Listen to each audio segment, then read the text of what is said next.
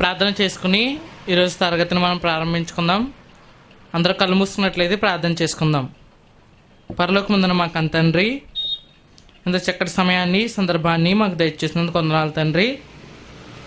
ఇంత చక్కటి సమయంలో ఈ ప్రశాంతకరమైన వాతావరణంలో నీ మాటలు వినే భాగ్యాన్ని మాకు దయచేసినందుకు వందనాలు తండ్రి. ఎన్నో వారాల నుంచి అనేక సంఘాల కోసం మేము ధ్యానించుకొని చుండగా మా సంఘాన్ని మేము దాంతో పోల్చుకుంటూ ముందుకు వెళ్ళేటట్లు సహాయం దయచండి తండ్రి. వాక్యం అనే దర్పణంలో మేము చూసుకొని చుండగా మాలో ఉన్న లోపాలను మాకు తిరిగి చూపించండి తండ్రి. ఆ లోపాలను మేము సవరించుకుని బ్రతికే భాగ్యాన్ని మా అందరికీ దయచేస్తారని కోరుకుంటూ, మరలా తండ్రిని పిలుచుకునే భాగ్యాన్ని మా అందరికీ దయచేస్తారని ఈ చిన్న ప్రార్థన యేసుక్రీస్తు వారి నామమున అడిగి వేడుకుంటున్నాం తండ్రి. ఆమేన్. ప్రియమైన దేవుని వారలారా, మనము గత కొన్ని వారాలుగా బైబిల్లో చివరి గ్రంథమైన ప్రకటన గ్రంథంలో ఉన్న ఒక్కొక్క సంఘాన్ని కోసము ధ్యానించుకుంటూ వెళ్తున్నాము. అయితే బైబిల్లో సంఘానికి ఎంత గొప్ప విశిష్టతను దేవుడు ఇచ్చాడో, సంఘానికి ఒక ప్రత్యేకమైన స్థానాన్ని దేవుడు ఎలా కల్పించాడో, ఈరోజు మనకున్న సంఘానికి లేక మనం వెళ్తున్న సంఘానికి ఎంత అభివృద్ధిని మనం తీసుకురావాలో, ఒకనాటి సంఘాలు ఎలాంటి లోపాన్ని కలిగి ఉన్నాయి, ఈరోజు అదే లోపాన్ని మనము కలిగి ఉంటే దాన్ని ఎలా సవరించుకోవాలి అనే విషయాలు మనం తెలుసుకుంటూ ముందుకు వెళ్తున్నాం. ఈరోజు ప్రపంచాన్ని చూడగలిగితే సమాజం అంతా స్వేచ్ఛ వైపు, సమాజం అంతా స్వాతంత్రం వైపు పరుగులు తీస్తున్నట్లుగా కనిపిస్తూ ఉన్నారు. మరలా పనులకు వెళ్ళే వాళ్ళు సిద్ధమవుతున్నారు. మరలా మూత వేయబడిన పరిశ్రమలు అనేవి మరలా తెరుచుకుంటున్నాయి. ఒకప్పుడు ఆగిపోయిన రవాణా వ్యవస్థ అనేది ఇప్పుడు మరలా ప్రారంభమైంది. అనగా ఒకనాడు మనిషి జీవితంలో ఆగిపోయిన కాలచక్రం అనేది, కాలగమనం అనేది మరలా తన ప్రయాణాన్ని కొద్ది కొద్దిగా ఇప్పుడిప్పుడే బలాన్ని కూడా తీసుకుంటూ ముందుకు వెళ్తున్నట్లుగా మనకు కనిపించడం. అయితే మనిషి అనేవాడు వీటి వలన ఏం సాధించాడు అని మనం ఆలోచిస్తే, మరింత తొందరగా, మరింత వేగంగా ఏ పాపాన్ని అయితే ఇన్ని రోజులు వదిలివేసి చేతులు ముడుచుకుని కూర్చున్నాడో మరలా వాటి వైపే వేగంగా వెళ్ళడం అనేది మనకు కనిపిస్తూ ఉంది. అయితే ఇలాంటి సమాజానికి దూరంగా ఉండాలి, ఇలాంటి సమాజానికి ప్రత్యేకంగా కనిపించడానికే దేవుడు ఏర్పాటు చేసుకున్నది మనందరికీ తెలిసినది. అది ఆయన సంఘము అని మనం చెప్పుకోవాలి. ఎందుకంటే సంఘము ఎంత గొప్పదంటే యేసుక్రీస్తు వారే స్వయాన్నా చెబుతున్నారు పేతురు గారితో, ఈ సంఘం ఎదుట పాతాళం యొక్క ద్వారాలు కూడా నిలువ నేరవు అని చెబుతున్నాడు. ఇలాంటి సంఘములో పాపము యొక్క ఛాయ అయినను ఉండకూడదని ఆయన అనుకుంటున్నాడు. అయితే ఇంత బలంగా, ఇంత పటిష్టంగా ఆయన సంఘాన్ని ఏ లోపము లేకుండా కావాలని ఆయన కోరుకుంటున్నాడు. కానీ కాలక్రమేణా మనిషి అన్ని వస్తువులతో పాటు సంఘ సన్నిధిని కూడా కలుషితం చేస్తాడండి. అన్ని వస్తువుల్లోనూ కల్తీ, నకిలీ తెచ్చినట్లే సంఘాల్లోనికి కూడా లోపాలే ఉండకూడదు అనుకున్న ఆ సంఘంలోనికి కూడా లోపాలనే ఉన్నట్లుగా మనకు కనిపిస్తూ ఉన్నాయి. ఈరోజు ప్రపంచంలో ఎక్కువ మంది ఉండేది క్రైస్తవులే, ఎక్కువ శాఖలు కూడా కలిగి ఉన్నది క్రైస్తవులే. శాఖలు అంటే ఏమిటో తెలుసా? ఒక్కొక్కరు ఒక్కొక్క విధంగా విడిపోయారు. ఎందుకు ఇలా విడిపోవాలి? యేసుక్రీస్తు వారు చెప్పింది ఒకటే సంఘం కదా. ఆ ఒకటే సంఘం కింద ఉండకుండా ఈరోజు ప్రపంచం అంతా తలో ముక్కగా ఎవరికి ఇష్టం వచ్చినట్లు వారు విడిపోయి ఆరాధించుకుంటున్నారు కదా. ఇది లోపం కాదంటారా? ఒకనాడు యేసుక్రీస్తు వారు ఆయన ఉన్నన్ని దినాలు ఆరాధనకి అర్థాన్ని చెబుతున్నాడు సమరయ స్త్రీతో. ఏమనంటే, మీరు ఆత్మతోనూ సత్యముతోనూ ఆయన్ని ఆరాధించాలి. అంటే ఆరాధన అంటే కొన్ని పాటలు పాడడము, ఆరాధన అంటే మనకు తోచింది ఇవ్వడము, ఆరాధన అంటే 4 గోడల మధ్య పాస్టర్ గారికి కనిపించి వచ్చేయడం కాదు. ఆరాధన అంటే దేనికి సంబంధించిందంటే, మనలో ఉన్న ఆత్మ పరలోకమందున్న ఆత్మైన దేవుడికి స్తుతి చెల్లించాలి, ఆయనకి కృతజ్ఞత చెల్లించాలి. సత్యము అనగా నిజమైన ఆరాధన మీరు జరిగించాలి. అలాంటి నిజమైన ఆరాధన జరిగించే సంఘాలు, అలాంటి సత్యపూర్వకమైన సత్సంబంధమైన సంఘాలు ఈరోజు లోకంలో మనకి కనిపించవనే చెప్పాలి.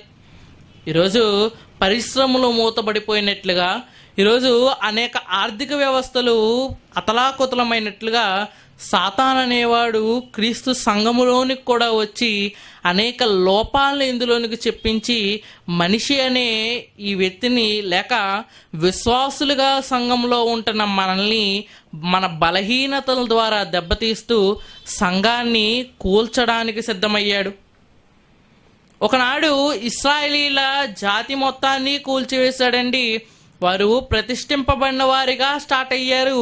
చివరకు దేవుణ్ణే తిరస్కరించిన వారుగా మనకు కనిపిస్తూ ఉన్నారు.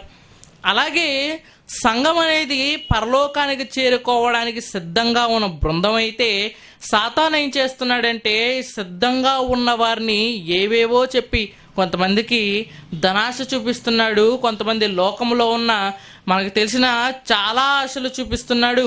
పరలోకానికి వెళ్ళేందుకు కొద్ది సమయం ఉందనగా, పరలోకానికి వెళ్ళేందుకు కొంత దూరం ఉందనగా అక్కడ వరకు వెళ్ళిన మనల్ని మరలా వెనక్కి తీసుకొచ్చేస్తున్నాడు. వాడు ఎక్కడికి తీసుకెళ్తాడో తెలుసా?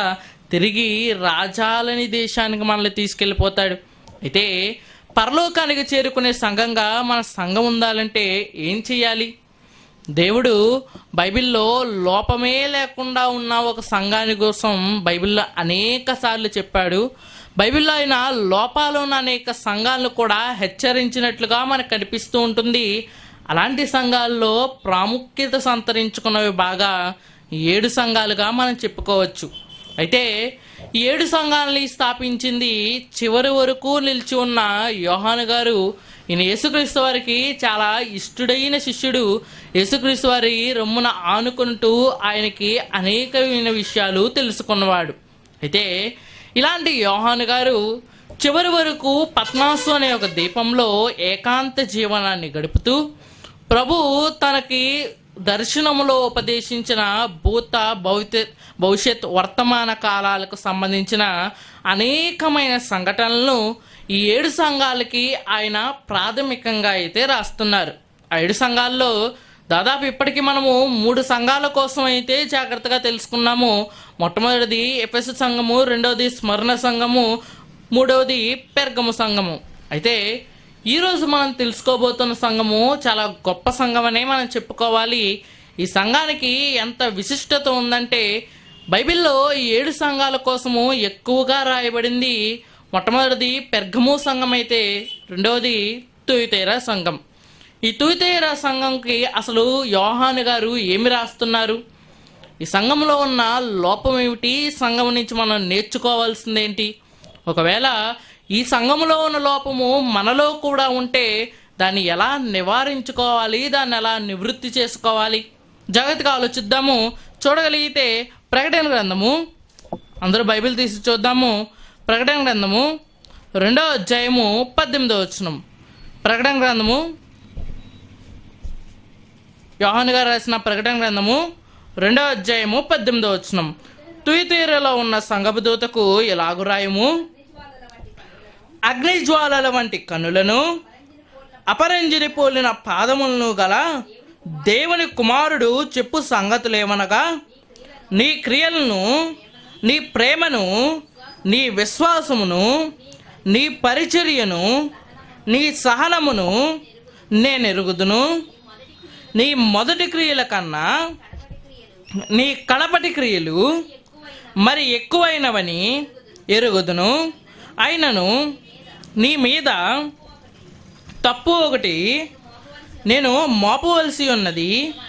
ఏమనగా, తాను ప్రవర్తినని చెప్పుకొనుచున్న యెజబెలను స్త్రీని ఉండనిచ్చుచున్నావు. జారత్వము చేయుటకును, విగ్రహములకు బలి ఇచ్చిన వాటిని తినుటకును, అది నా దాసులను బోధించుచు వారిని మోసపరుచుచున్నది. మారు మనసు పొందుటకు నేను దానికి సమయం ఇచ్చితిని గాని అది తన జారత్వము విడిచిపెట్టి మారు మనసు పొందనల్లదు.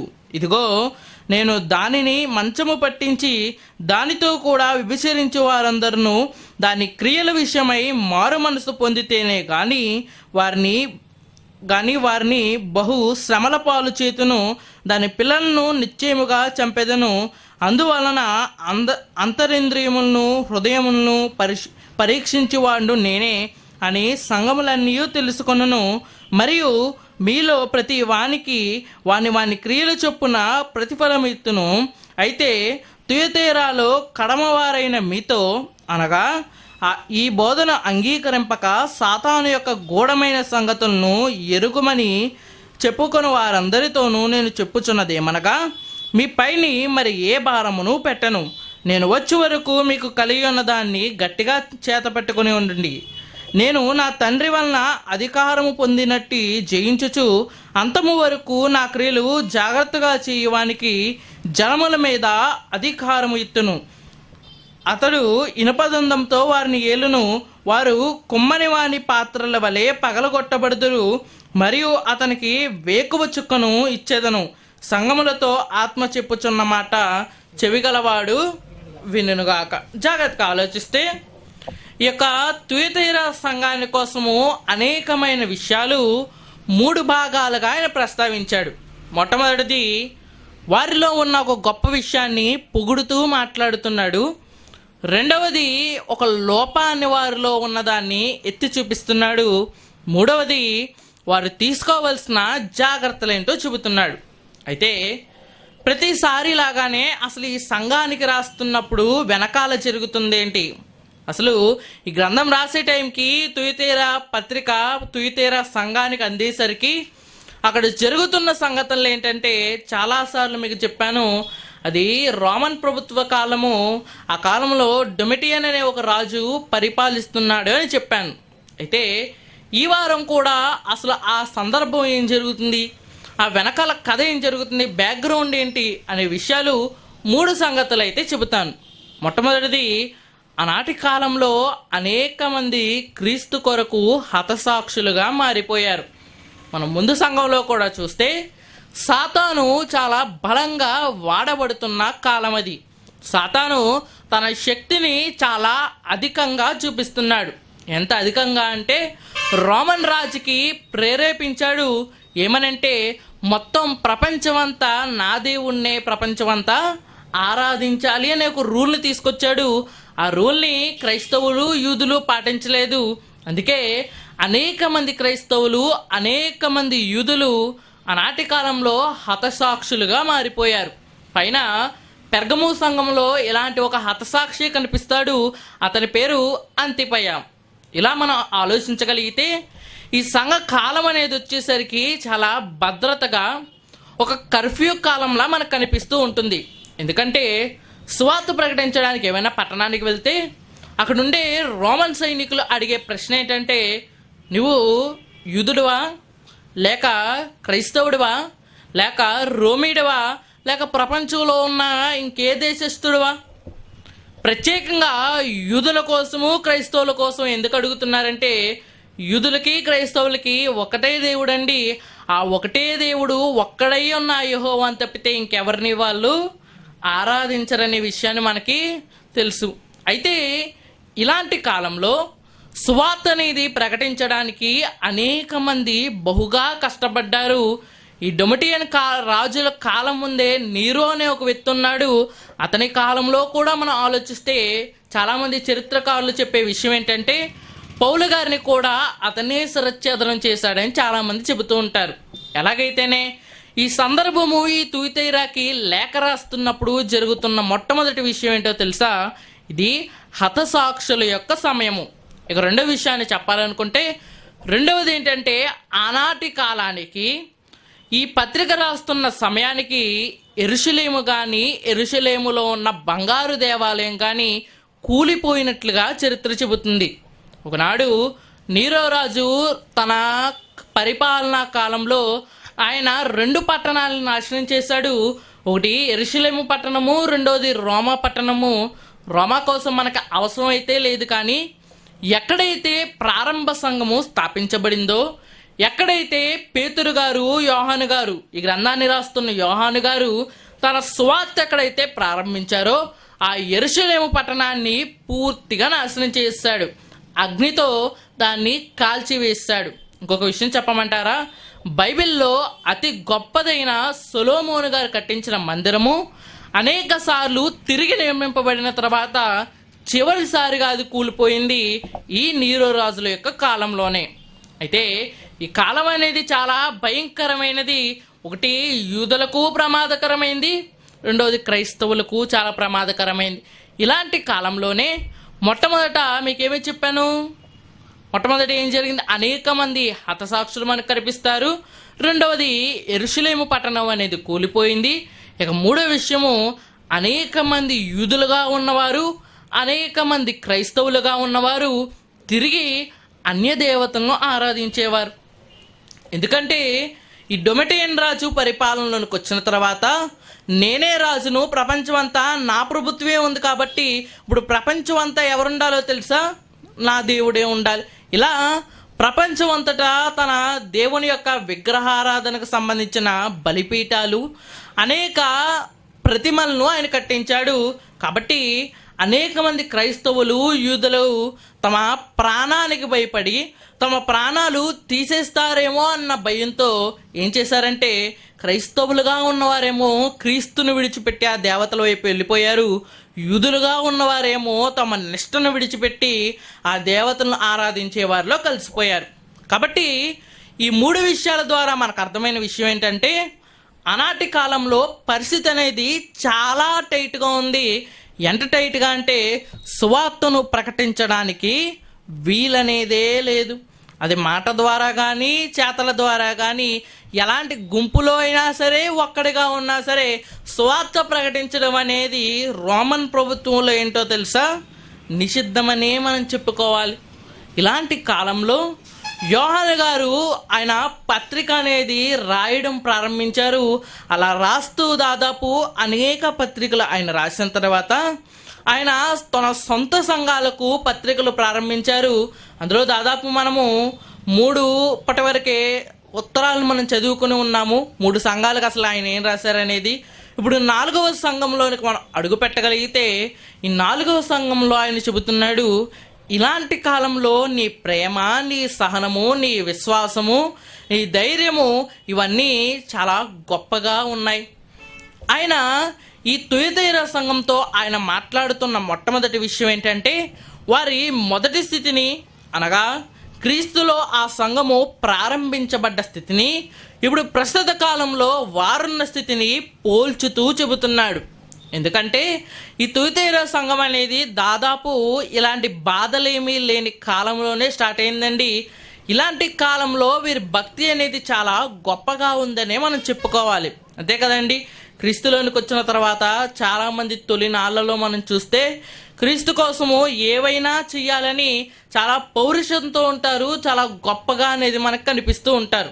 ఒక వర్షం స్టార్ట్ అయిన తర్వాత పెద్ద చినుకులు పడి ఆగిపోయేసరికి చిన్న చిన్న తుప్పర్లుగా ఎలాగైతే ఆగిపోతుందో, ఈ సంఘము కూడా ప్రారంభించేటప్పుడు చాలా గొప్పగా అయితే ప్రారంభించారు.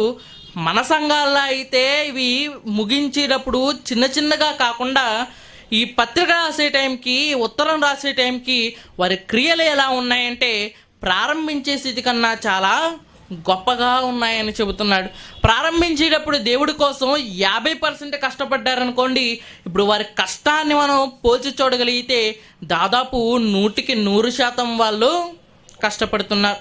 ఇలాంటి టైంలో, ఎలాంటి టైం అంటే ఒకవైపు రోమన్ నుంచి వాళ్ళకి వ్యతిరేకత వస్తుంది, ఒకవైపు యూదుల నుంచి వారికి వ్యతిరేకత వస్తుంది, మరొక వైపు అబద్ధ బోధకుల నుంచి కూడా వాళ్ళకి ఏం వస్తుందో తెలుసా? వ్యతిరేకత అనేది వస్తుంది. సాతాన్ అనేవాడు బలంగా సంఘాన్ని శోధిస్తున్నాడండి. శోధన అంటే గుర్తొచ్చింది, మనం పోయిన వారము శోధన కోసమే మాట్లాడుకున్నాము. ఈ శోధన అనేది మరి ఎక్కువగా మనకు కనిపించే సంఘం ఏంటో తెలుసా? అదే తుయతైర సంఘం. కొంతమందికేమో ప్రాణం మీద ఆశ చూపిస్తున్నాడు, కొంతమందికేమో మరల లోకంలో విడిచిపెట్టిన వాటిని చూపిస్తున్నాడు, మరికొంతమందికేమో రోమన్లకు లొంగిపోతే ఎలాంటి సదవకాశాలు వస్తాయో వారికి చూపిస్తున్నాడు. ఎలాగైతేనండి తానుకు తెలిసిన ప్రయత్నాలన్నీ, తాను చేయాల్సిన ప్రయత్నాలన్నీ సంఘాన్ని విడగొట్టడానికి, సంఘాన్ని ముక్క చెక్కలు చేయడానికి ప్రయత్నిస్తున్నాడు. కానీ ఒక మంచి విషయం చెప్పమంటారా? తుయతైర సంఘము ఆ యొక్క శోధనకు సహించి నిలబడింది. ఈరోజు మన బ్రతుకుల్లో కూడా మనం చూడగలిగితే సాతాన్ అనేవాడు ఏ సైడ్ నుంచి ఎలా వస్తాడో మనకు తెలియదు. కానీ వచ్చిన తర్వాత మన జీవితంలో సందర్భానికి తగినట్టుగా ఒక శోధన రప్పిస్తాడండి. ఆ శోధనకు మనం లొంగిపోతే మనం ఏమవుతామో తెలుసా? సాతానుకు దాసులమైపోతాం. ప్రభు ఆల్రెడీ ఒక మాట చెప్పాడు. అదేంటంటే, ఎవడైనాను దేని చేతైనా జయించబడితే వాడు దానికి ఏమవుతాడో తెలుసా? దాసుడైపోతాడు. నువ్వు క్రీస్తు చేత జయించబడ్డావు అనుకో, నువ్వేమవుతావు? క్రీస్తుకు దాసుడు. అదే నువ్వు పాపము చేత కానీ సాతాను చేత కానీ జయించబడ్డావు అనుకో, ఇప్పుడు నువ్వు ఎవరి దాసుడువు? సాతాను యొక్క దాసుడివి. ఇలా ఒకనాడు బలంగా ప్రాణం మీదకి వచ్చేసినా సరే, వారిని ప్రాణం తీసేంతగా శోధించినా సరే, అగ్ని వంటి శ్రమలలోనికి వెళ్ళినా సరే, తుయతీరా సంఘం అనేది కష్టపడి ఓర్చుకొని శోధన సహించి ఆ శోధనా కాలాన్ని నుంచి గట్టెక్కించింది. అందుకే కదండి ప్రారంభంలో అంత గొప్పగా ఉన్నతంగా నాణ్యత కలిగిన సంఘాలు ఉన్నాయి కాబట్టే సువార్త అనేది 2000 సంవత్సరాల తర్వాత కూడా సజీవంగా ఉంది. ఈరోజు అనేక కంపెనీలు కానీ, ఒకప్పుడు ప్రారంభమైన అనేక విప్లవాలు కానీ కాలంతో పాటు ఏమవుతాయో తెలుసా? సమాధైపోతూ ఉంటాయి. ఒకప్పుడు స్టార్ట్ చేసిన రష్యన్ విప్లవం ఇప్పటి వరకు నిలబడలేదండి. ఒకప్పుడు విప్లవకారులుగా కనిపించిన మావో కానీ, ఒకప్పుడు విప్లవకారులుగా కనిపించిన స్టాలిన్ కానీ ఇప్పటి వరకు లేరండి. కాలంతో పాటే సమాధైపోయారు. కానీ క్రీస్తు సామ్రాజ్యము, క్రీస్తు సంఘము 2000 సంవత్సరాల నుంచి సజీవంగా ఉంది. కారణం ఏంటో తెలుసా? ఇది శోధనలకు సహించింది. ప్రపంచంలో కాలానికి ఎదురుగా నిలబడిన సామ్రాజ్యం ఏది మనకు కనిపించదేమో, కానీ క్రీస్తు సామ్రాజ్యము దాదాపు అబ్రహాము గారి కాలంలోనే దానికి పునాది పడిందండి. అబ్రహాము క్రీస్తు సామ్రాజ్యంలో ఒక విలువైన దానికి పునాది వేశాడు. అదేంటో తెలుసా? విశ్వాసము అని మనం చెప్పుకోవాలి. అలాంటి విశ్వాసానికి పునాది పడిన ఆ టైం నుంచే దేవుడు తన సామ్రాజ్యానికి తగిన, తన సన్నిధికి తగిన, తన సంఘానికి సంబంధించిన అనేక వ్యూహరచన చేశాడు. ఆ సంఘము ఎంత పటిష్టంగా ఉండాలనుకున్నాడంటే, ఆ సంఘము ఏ శోధనకు కూడా పడిపోయేటట్టు ఉండకూడదు. అందుకే ఆయన శోధనను దేనితో చెబుతున్నాడో తెలుసా? శోధన అనేది ఒక పరీక్షా కాలం అని చెబుతున్నాడు. బంగారము పరీక్షకు లోబడిందనుకోండి, అందులో ఉన్న లోపాలు పోతాయి, అందులో ఉన్న నాణ్యమైనది మన చేతికి వస్తుంది.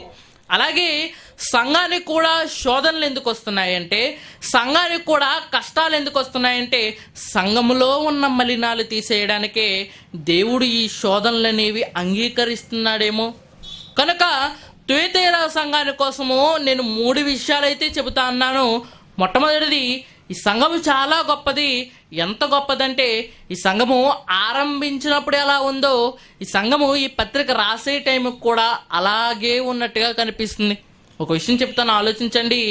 మనము క్రీస్తులోనికి ఎలా వచ్చాము అనేది ముఖ్యము. వచ్చిన తర్వాత మన తొలినాళ్ళు ఉంటాయి చూసారా, ఆ తొలినాళ్ళు ఏదో ఆవేశం మీద దేవుని కోసం ఏదో చెయ్యాలి అని అనుకుంటూ ఉంటాము. కానీ నీ నిజమైన పనితనము, నీ నిజమైన కష్టపడే తత్వం ఎప్పుడు తెలుస్తుందో తెలుసా? ఒక కష్టం వచ్చినప్పుడు, ఒక శోధన వచ్చినప్పుడు. కాబట్టి అందుకే ప్రభు ఒక మాట రాయించాడు, కార్యారంభం కంటే కార్యాంతము మేలు అని చెబుతున్నాడు. నువ్వు ఎలా పుట్టావనేది లోకానికి అవసరం లేదు, నువ్వు ఏం చేసి చనిపోయావనేదే కదా లోకానికి కావాల్సింది. అలాగే సంఘములోనికి నువ్వు ఎలా వచ్చావనేది అనవసరము. వచ్చిన నీవు ప్రభువు కోసం ఎలా బ్రతికి మరణించావు?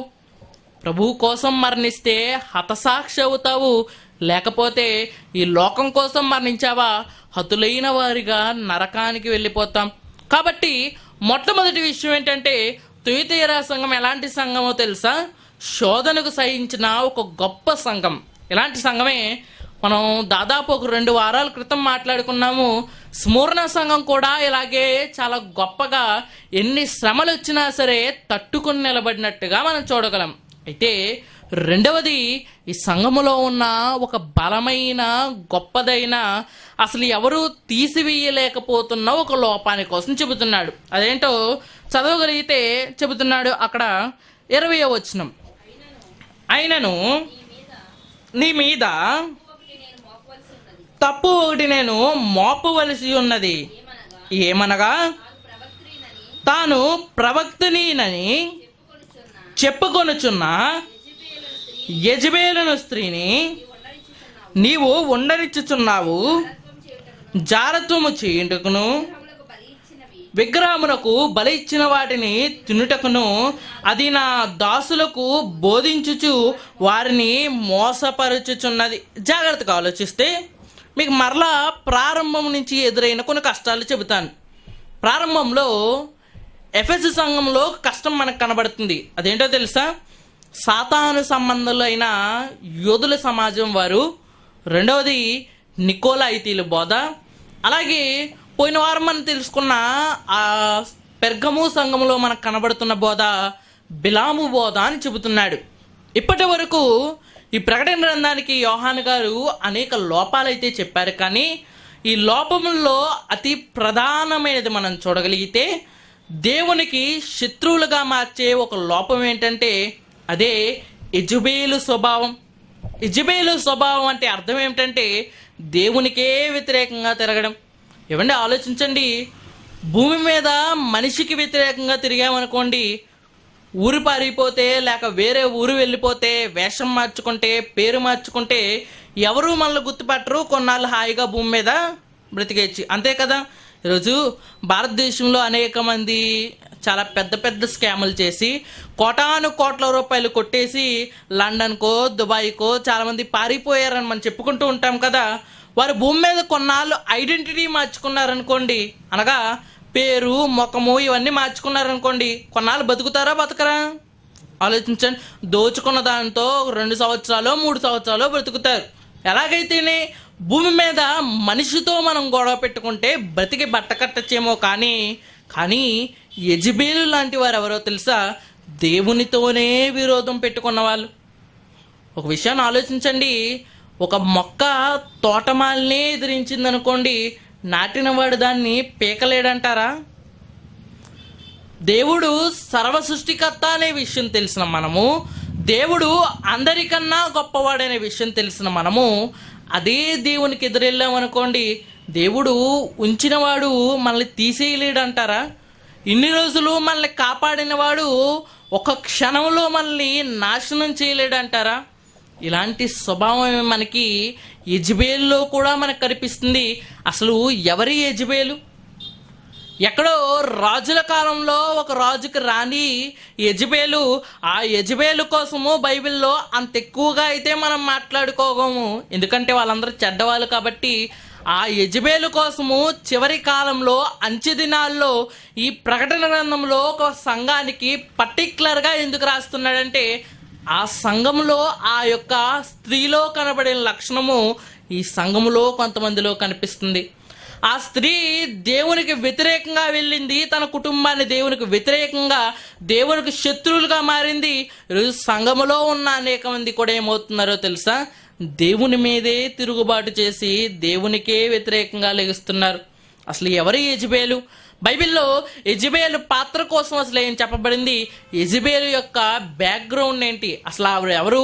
ఆవిడ భర్త ఏమిటి? ఆవిడ పని ఏమిటి? చూడగలిగితే అందరూ మీ బైబిల్ తీసి చూద్దాము. రాజుల మొదటి గ్రంథము 16వ అధ్యాయము 29వ వచనం. రాజుల మొదటి గ్రంథము 16వ అధ్యాయము 29వ వచనం. రాజుల మొదటి గ్రంథము 16వ అధ్యాయము 29వ వచనం. యూదా రాజైన ఆషా ఏలుబడిలో 38వ వచనం నుంచి నెబాతు కుమారుడైన యెరోబాము జరిగించిన పాపపు క్రియలను అనుసరించి నడుచుకొనుట స్వల్ప సంగతి అనుకుని అతడు సీదోనీలకు రాజైన ఎద్బయేలు కుమార్తె అయిన యెజబెలును వివాహము చేసుకుని బయలుదేవతను పూజించి వానికి మ్రొక్కుచుండెను. షోమ్రోనులో తాను బయలునకు కట్టించిన మందిరమందు బయలునకు ఒక బలిపీఠమును కట్టించెను. మరియు ఆహాబు దేవతా స్తంభము ఒకటి నిలిపెను. ఈ ప్రకారము ఆహాబు తన పూర్వీకులైన ఇశ్రాయేలు రాజులందరికంటే ఎక్కువగా పాపము చేసి ఇశ్రాయేలీల దేవుడైన యెహోవాకు కోపము పుట్టించెను. అతని దినముల్లో బేతేలీడైన హియ్యలు ఎరుకో పట్టణమును కట్టించెను. అతడు దాన్ని పునాది వేయగా అబీరాము అతని జ్యేష్ఠపుత్రుడు చనిపోయెను. దాని గౌలను లెత్తగా సెగూబు అతని కనిష్ఠపుత్రుడు చనిపోయెను. ఇది నూను కుమారుడైన యెహోషువ ద్వారా యెహోవా సెలవిచ్చిన మాట చొప్పున సంభవించెను. జాగ్రత్తగా ఆలోచిస్తే ఇది ఎవరి కాలము అని మనం ఆలోచిస్తే ఇది రాజుల కాలం. అయితే యెజబేలు అసలు ఎవరి చరిత్రలో వచ్చింది, యెజబేలు కోసము ఎక్కడ ప్రస్తావించాడని మనం ఆలోచిస్తే యెజబేలు యొక్క భర్త పేరు ఆహాబు అని చెబుతున్నాడు.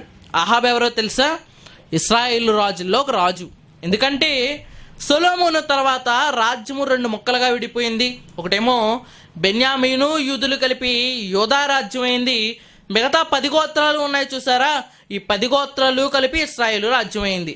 అయితే ఈ ఆహాబు అనే వ్యక్తి ఇశ్రాయేలీల వంశానికి, ఇశ్రాయేలీల రాజ్య వంశానికి, ఇశ్రాయేలీల రాజుల పట్టికలోనికి ఇతను వస్తాడు. అయితే ఇశ్రాయేలీల యొక్క 10 గోత్రాలని పరిపాలించిన రాజుల్లో అతి భయంకరమైన రాజులు మనకు కనిపిస్తూ ఉంటారు. వారిలో ఒక యెరోబాము మనకు కనిపిస్తూ ఉంటాడు, ఒక బయేషా మనకు కనిపిస్తూ ఉంటాడు. అలాగే మూడవదిగా మనం చెప్పుకోవాలంటే ఈ ఆహాబే భయంకరమైన రాజుగా కనిపిస్తాడు. ఒక విషయం ఆలోచించండి, ఒక రాజు మంచివాడా చెడ్డవాడా ఎలా చెప్పగలం? ఒక రాజు మంచివాడా చెడ్డవాడా అని ఎలా చెప్పగలం? మనకేమన్నా తెలుసా? అతని నెత్తి మీద ఏమన్నా రాసి ఉంటుందా ఇతను మంచివాడు ఇతను చెడ్డవాడు అని? ఒక రాజు మంచివాడా చెడ్డవాడా అని చెప్పాలంటే అతను ఆరాధించిన తీరు, అతను చేసిన పనులు చూస్తే మనకు కనిపిస్తుంది. దావీదు గారు ఆయన కాలంలో ఆయన ఎవరిని ఆరాధించారు? నిజమైన దేవుణ్ణి, సత్యమైన దేవుణ్ణి ఆయన ఆరాధించారు. ఆయన తన ప్రజలకు మంచి చేశాడు. ఆ మంచి దేవునికి కూడా ఇష్టంగా ఉంది. అందుకే దావీదు ఆయన ఏమంటున్నాడో తెలుసా? ఆయన నా ఇష్టానుసారుడైన మనుషుడు. కానీ ఈ యెరోబాము, బయేషా, ఆహాబు అలా చేయలేదండి. వారికి ఇష్టమైన దేవుళ్ళను వారు పెట్టుకున్నారు, వారికి ఇష్టమైన ఆరాధన వాళ్ళు చేసుకుంటున్నారు. మీకు ముందుగానే చెప్పాను, ఒక సంఘంలో కానీ దేవుడు ఏర్పరచుకున్న జనాంగంలో కానీ దేవుడితో మన సంబంధం ఎలా ఉండాలో తెలుసా? ఆత్మతోనూ సత్యముతోనూ ఆయన్ని ఆరాధించాలి. ఇప్పుడు ఆహాబు గారు అలా చేస్తున్నారా? ఆత్మతో ఆరాధించడానికి నా బయలుని ఆరాధిస్తున్నాడు. నిజంగా బయలు ఉందా? అవన్నీ వట్టి విగ్రహాలని మనకు తెలుసు కదా. ఇంకా చెప్పాలంటే పరలోకమందున్న దేవునికి మన ఆరాధన చూడగలిగితే ఎలా ఉంటుందో తెలుసా? మనం దేవుణ్ణి ఎందుకు నమ్ముకుంటాం? మన పాపాలు తీసివేస్తాడని. కానీ ఈ ఆహాబు రాజు తన పరిపాలన ఆయన పెట్టుకున్న దేవుడు ఉన్నాడు చూసారా? ఈ దేవుడు ఆత్మ సంబంధమైన పాపాలు తీసివేసే దేవుడైతే కాదు. ఏదో శరీరానికి ఏదో ఇస్తాడని, శరీర సంబంధమైన పంటలు పండిస్తాడని. అందుకే పురాతనమైన దేవుళ్ళన్నీ చూడండి, బైబిల్లో రాయించిన అష్టారోతు దేవత కానీ అనేక దేవతలు కానీ అన్నీ భూమికి సంబంధించిన దేవతలే ఉంటాయి. అంతెందుకు, పోయిన వారం మనం ఒక సంఘం కోసం తెలుసుకున్నాం. అదే సంఘము పెర్గము సంఘం. పెర్గము సంఘంలో ఆ పెర్గము పట్టణంలో ఒక బలిపీఠం ఉందని చెప్పాను. ఆ బలిపీఠం ఏ దేవుడిదో తెలుసా? అది జూయస్ దేవుడిది. జూయస్ దేవుడు అంటే అర్థం ఏంటో తెలుసా? ఆకాశము అని అర్థం. బైబిల్లో మరొక మాట కూడా కొత్త నిబంధనలోకి వెళ్తుంది కనిపిస్తుంది. ఆ దేవత పేరు అయితే నాకు గుర్తులేదే, కానీ ఆ దేవత అర్థం ఏమిటో తెలుసా? పనికిరాని దేవత, బెలియేలు అని చెబుతూ ఉంటాడు.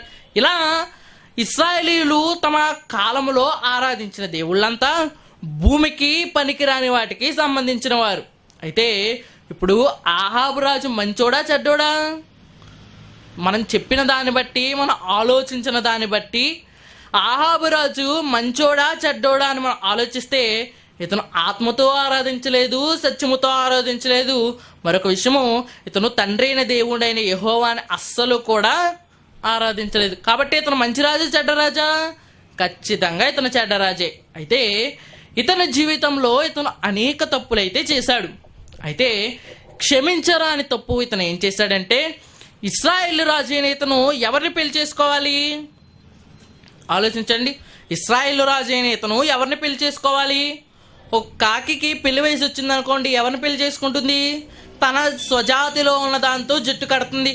ఈరోజు మనమే ఉన్నామండి, మనం విశ్వాసులం కాబట్టి పెళ్లి చేయాల్సిన అవసరం వచ్చిందనుకోండి, ఎవరిని వెతుకుతాము?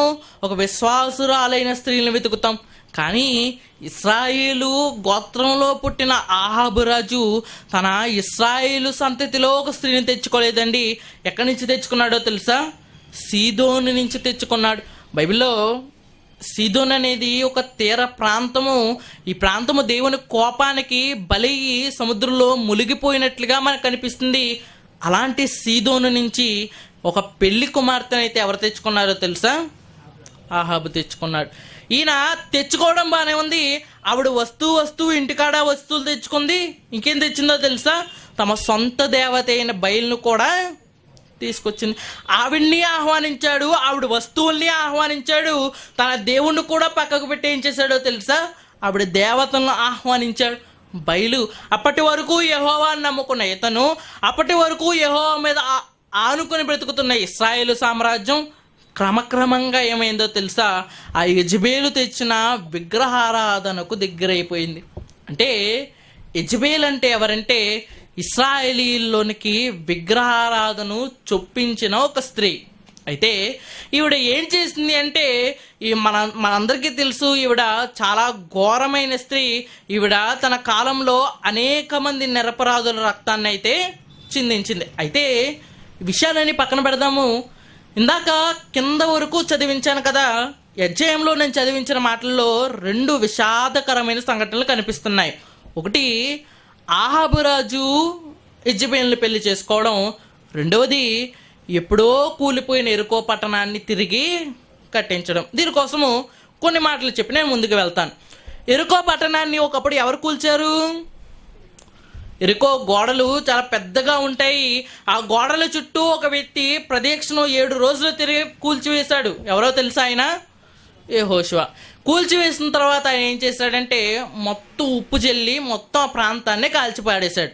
ఎందుకు ఉప్పు జల్లాడంటే, ఆ ప్రాంతము కొన్ని సంవత్సరాల వరకు ఇంకెవ్వరికి ఉపయోగపడందిగా ఉండాలని చేశాడు. అయితే ఆ ప్రాంతాన్ని ఆయన పగలగొట్టిన తర్వాత ఆయన అక్కడ ఒక శాపాన్ని అయితే పెట్టించాడు. ఆ శాపం ఏంటనుకుంటున్నారు? ఎవరైనా ఈ పట్టణాన్ని కట్టడానికి పునాది వేశారనుకోండి, ఆ కట్టినవాడు ఫస్ట్ కొడుకుంటాడు చూసారా, వాడు చచ్చిపోతాడు. నెక్స్ట్, ఈ పట్టణానికి తలుపులు పెట్టి గృహప్రవేశం చేద్దాము, లేక ఈ పట్టణం ఓపెనింగ్ చేద్దామని ఎవడైనా చూసాడు అనుకో, వాడు లాస్ట్ కుమారుడు కూడా ఏమవుతాడో తెలుసా? చచ్చిపోతాడు. ఇక్కడ ఇశ్రాయేలు చరిత్రలో 2 విషాదకరమైన ఘటనలు కనిపిస్తున్నాయి. ఒకటి, వారి జీవితంలో దేవుడు అసహించుకున్న బయలు మరలా తిరిగి వచ్చాడు. ఇంకోటి, కూల్చివేయబడిన పాపపు పట్టణమైన యెరికో కూడా తిరిగి కట్టబడింది. ఒక చావుతో మొదలైందండి. ఆ చావు ఎన్ని మరణాలకు దారి తీసిందో తెలుసా? యెజబేలు తన భర్తను కూడా ఎదిరించిందండి. బైబిల్లో మనం చూడగలిగితే తన భర్తను కూడా ఎదిరించి ఒక తోటను దక్కించుకున్నట్లుగా చూడగలం. చివరకు ఏ శాపంతో అయితే ఆవిడ అడుగుపెట్టిందో, ఎలాంటి శాపకాలంలో అయితే ఆవిడ అడుగుపెట్టిందో, అదే శాపంతో పోలేదా?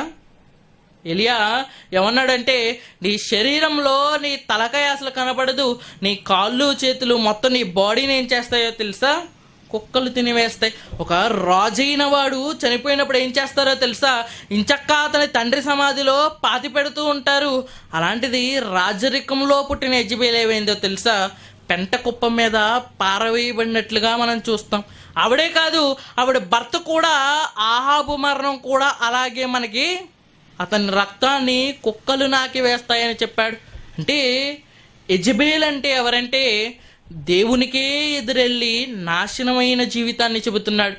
ఇప్పుడు తుయతైరా సంఘంలో మీలో కొంతమంది యెజబేలు లాంటి వారు ఉన్నారంటే అర్థం ఏంటి? మీలో కొంతమంది దేవునికే ఎదురెళ్తున్నారు. మీలో కొంతమంది దేవుణ్ణే ఎదురిద్దాం అనుకుంటున్నారు.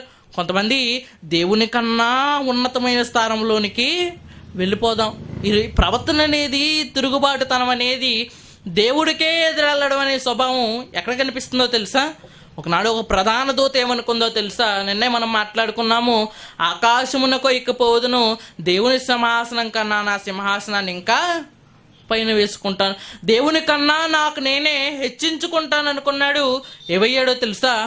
ఆకాశంలో ఉండవలసిన వాడు ఒక మూలకు పడద్రోయబడ్డాడు. ఆ సాతానే వాడు చేసిన తిరుగుబాటుతనం వల్ల వాడు నాశనమైందే కాకుండా అదే తిరుగుబాటు సంబంధమైన లక్షణాలను మనలో కూడా చూపిస్తున్నాడండి. అందుకే ఈరోజు మన బ్రతుకులు దేవుడికే సమర్పితం అనుకుంటున్నా మనం చేసే పాపాలు ఎలా ఉన్నాయో తెలుసా? ఆ దేవునికి వ్యతిరేకంగా ఉన్నాయి.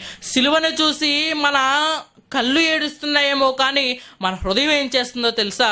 మరలా అదే సిలువ మీద యేసుక్రీస్తు వారిని సిలువ వేయటం లేదా అంటున్నాడు. మరలా మీరు కొంతమంది మీ క్రియల చేత నన్ను మరలా బాహాటంగా సిలువ వేస్తున్నారు.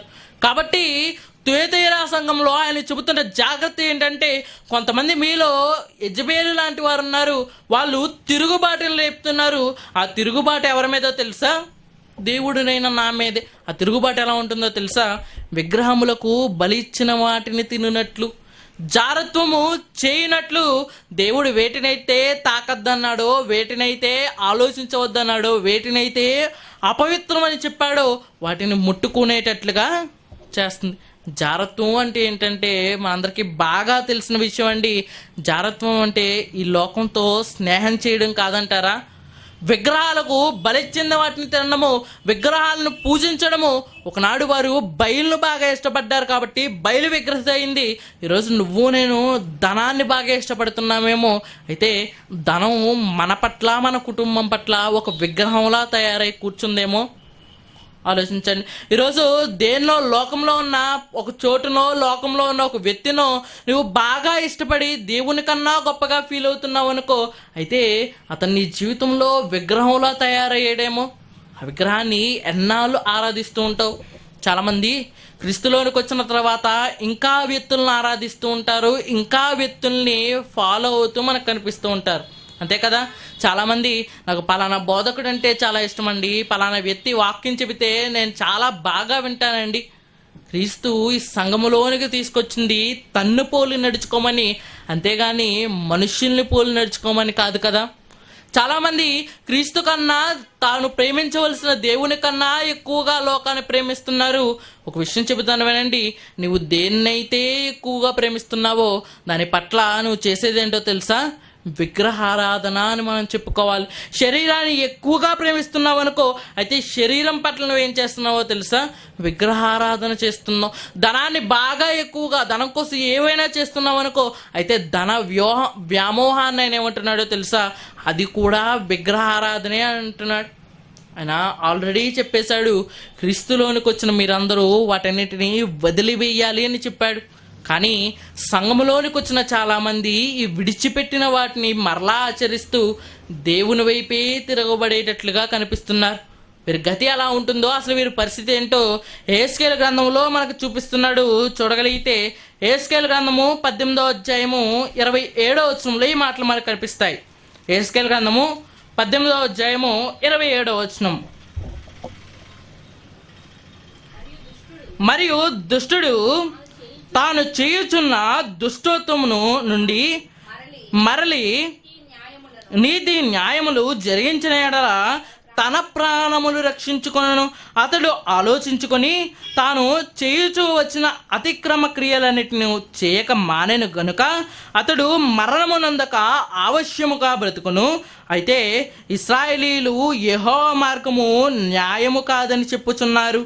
ఇశ్రాయేలీయులారా, నా మార్గము న్యాయమే కానీ మీ మార్గము న్యాయము కాదు. సంఘం ఎలా నడుచుకుంటుందో, ఈరోజు ఈ అధునాతన కాలంలో అంతిమ సంఘం ఎలా నడుచుకుంటుందో, తొలినాళ్ళలో దేవుడు ఏర్పాటు చేసుకున్న ఆ సంఘం కూడా అలాగే ఉంది. ఈరోజు చూడండి, ఈరోజు మన సొంత దారుల్లో, మన సొంత నిర్ణయాల్లో మనం వెళ్ళిపోతే ఏమనుకుంటామో తెలుసా? దేవుడు కృపండి, దేవుడు నన్ను ఎలా చేయమన్నాడండి, దేవుడు నన్ను ఎలా ముందుకెళ్ళమన్నాడండి. ఒకడు ఏమనుకుంటాడో తెలుసా? తాను వెళ్తున్న మార్గము సరైందే అనుకుంటాడు. తొదకు అది ఎక్కడికి దారి తీస్తుందంట? నాశనానికి దారితీస్తున్నా. నువ్వు వెళ్తున్న మార్గము కరెక్టా కాదనేది దేవుడు ఈ వాక్యాన్ని చదివితే నీకే చెబుతాడు. ఈ వాక్యం అనేది ఒక ఆత్మీయ దర్పణము అని అనుకుంటే, ఈ వాక్యము మనలో ఉన్న లోపాలని తీసుకుంటుంది.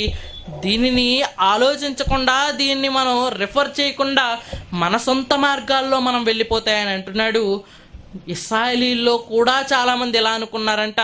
కానీ దేవుడు ఏమంటున్నాడో తెలుసా? నా మార్గం మంచిదే, మీరు వెళ్తున్న మార్గమే సరైనది కాదు అని చెబుతున్నాడు. ఈరోజు అనేక సమయాల్లో అనేక క్లిష్ట పరిస్థితుల్లో మన సొంత నిర్ణయాలు తీసుకొని సంఘాలు ఎన్ని విడిపోలేదు చెప్పండి. ఈరోజు సంఘంలో చాలా సంఘాల్లో టీవీల్లో కూడా చూపిస్తూ ఉంటారు, కానుకల కోసం చాలామంది కొట్టుకుంటున్నారు, పదవుల కోసం చాలామంది కొట్టుకుంటున్నారు. ఆ పరిస్థితి వచ్చినప్పుడు ఈ మనిషే మనం కరెక్ట్ అనుకున్నాం అనుకోండి, మన ఆలోచన మనుషుల మధ్య వివాదం తీసుకురావచ్చేమో, కానీ పైన ఒక దేవుడు ఉన్నాడు. ఆయన ఆలోచన ఎంత గొప్పదో తెలుసా? యువతల వారిని రక్షిస్తుంది, అవతల వారిని రక్షిస్తుంది, అందరికీ క్షేమకరమైంది. ఆయన రిఫర్ చేయగలుగుతున్నావా? ఆయన్ని అడగగలుగుతున్నావా? ఆయన సహాయం పొందుకోగలుగుతున్నావా? పెర్గము సంఘంలో అనేక మంది దేవుని సహాయం తీసుకోని వారే మనకు కనిపిస్తున్నారు. వారే యెజబేలు లాంటి వారు. అందుకే యెజబేలు తన రాజ్యంలో కరువు వచ్చినా సరే ఆ రాజును పంపించి అక్కడ నదులు ఉన్నాయేమో చూడమన్నది. కానీ మన దేవుడు యెహోవా దేవుడు ఉన్నాడు, ఆయన్ని ఆశ్రయించాలనే ఆలోచన కూడా ఆవిడికి రాలేదనే మనం చెప్పుకోవాలి. తీరా ఏం చేస్తుందో తెలుసా? తన కుమారుణ్ణి, తన మనవడినో ఎవరినో ఆ బయలుదేవతకి బలివ్వాలని కూడా ఆవిడ చూస్తున్నట్లుగా ముందుకు వెళ్ళేసరికి మనకు కనిపిస్తుంది. ఇలా క్లిష్టమైన పరిస్థితుల్లో మన అతిక్రమములే ఏం చేస్తాయో తెలుసా? దేవుని సన్నిధిని పాడు చేస్తూ ఉంటాయి. ఇందుకు ఉదాహరణ కూడా బైబిల్లో ఉంది. ఒకనాడు దావీదు మంచి రాజే అయినా ఆయన ఒకనాడు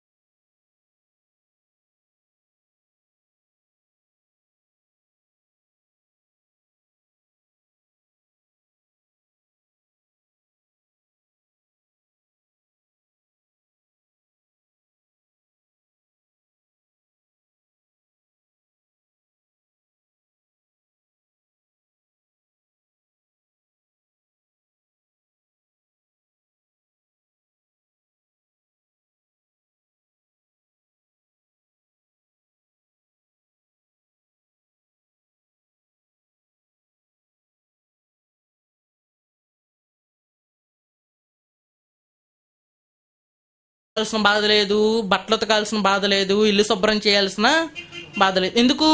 అవి చెయ్యడానికి ఉన్నారు, వారు చేస్తారులే అన్న నమ్మకం వారిలో ఉంది కాబట్టి.